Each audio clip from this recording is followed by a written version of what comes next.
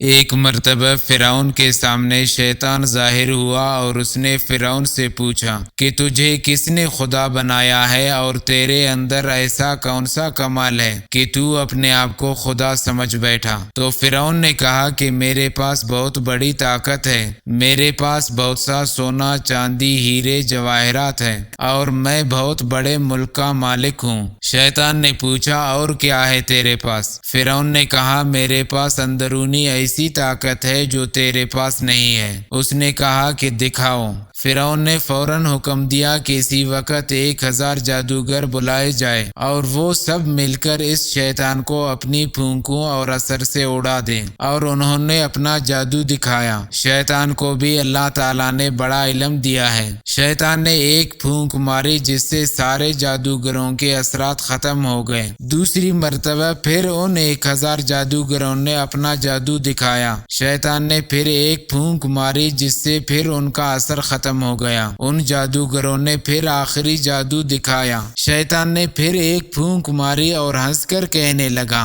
کہ تم اگر ایسے 1000 جادو بھی دکھاؤ گے تو میرا کچھ بگڑنے والا نہیں ہے، سب ہوا میں تحلیل ہو جائے گا۔ اے فرعون، یاد رکھ مجھے اللہ تعالیٰ نے ایسی چیزیں عطا فرمائی ہے، اگر پھر بھی اللہ تعالیٰ نے مجھے اپنا محبوب نہیں بنایا اور مجھے اپنا فرمان بردار بندہ ماننے سے انکار کر دیا اور تو خدا کا نافرمان ہے تو رب کیسے ہو سکتا ہے؟